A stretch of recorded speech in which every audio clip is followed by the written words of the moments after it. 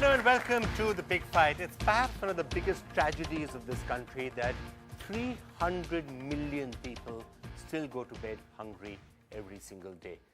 37% of the world's population of hungry people is actually in India, which is why the entire question of food has been so central to public discourse.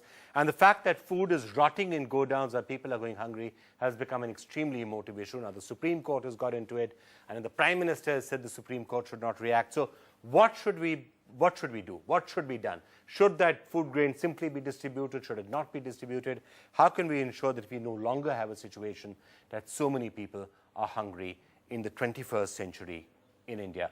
And joining us, we really have a fantastic panel to take us through all the issues. Joining us from Chennai, Mr. M.S. Swaminathan, who's probably the country's foremost agricultural scientist, one of the fathers of the Green Revolution, done more than just about anybody I can think of to actually provide food to the people of India. So it's great, sir, to get your expert insight into this. Right here with us in the studio, Mr. D.P. Tripathi, representing the government NCP member. Of course, Mr. Sharad Pawar is the person who's got from your party, has got the task of really sorting this entire issue out. So we're going to be hearing your views. Somebody who has dealt with this very closely in a number of capacities, Mr. Ajit Singh, the leader of the RLD. It's great to have you with us. You've been Agriculture Minister and Food Minister, so we'd love to know what your view is. Rajiv Pratap Rudy, spokesperson of the BJP. Great to have you with us as well. Biraj Patnaik, now you're principal advisor to the Supreme Court commissioners on the right to food. So whatever the Supreme Court says on the issue of food, presumably you're writing what they are saying. So we're going to get... Not really. Well, even if you're not writing it, you're suggesting to them what you should say. So we're going to ask you what exactly the Supreme Court means by its recent intervention. And Professor Y.K. Alag, I think we have two of the foremost thinkers on the subject of food with us in this particular show.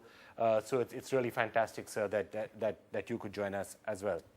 Now, let me just start off by throwing this question to you, actually, Mr. Patnaik. The Supreme Court now seems to have directly stepped in, saying to Mr. Sharad Pawar, tell your minister that free food distribution is our order, not a suggestion by us. To which the Prime Minister then responded in saying the court should not be getting into policy matters. Is the court stepping out of its own brief? Well, firstly, let me. It has never been recorded in an order of the Supreme Court. So what you're speaking about and what's being talked about in the media was an oral observation made in the court with no specific reference to the minister. So far as the Prime Minister's statement is concerned, I think it's a useful reminder for his own government that they are in charge of food policy in this country. What the court said, we want the agriculture minister to give us an assurance that the food grains would be distributed among the poor. The government should give us a plan to do this within a week. Again, yes. Isn't this very interventionist? Well, this order followed after about 3 months of repeated hearings on this issue. And every time the government would come up with affidavits which basically said nothing. The Supreme Court gave 4 concrete suggestions. And I think it's a shame, it's a pity that the court has to give these suggestions to government. The first suggestion was that why are you following 20-year-old population estimates to give food to below poverty line families? The second concrete suggestion that the court made is you have a National Advisory Council. On July 14th, they've issued a press release which said that they are planning to universalize the public distribution system in 150 districts. Why don't you start right away by universalizing the PDS in these districts?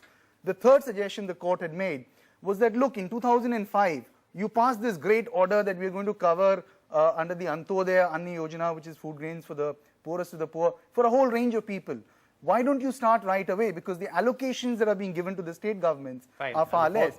And the fourth point was that if we are going to deal with this problem, where is your plan on storage? Where is your plan for the future? And let me tell you, on all 4 suggestions, hearing after hearing, there was no response. And it was a very exasperated bench which then said that, look, if you can't deal with it, give it at low cost or at no cost to the poorest of the poor. Okay,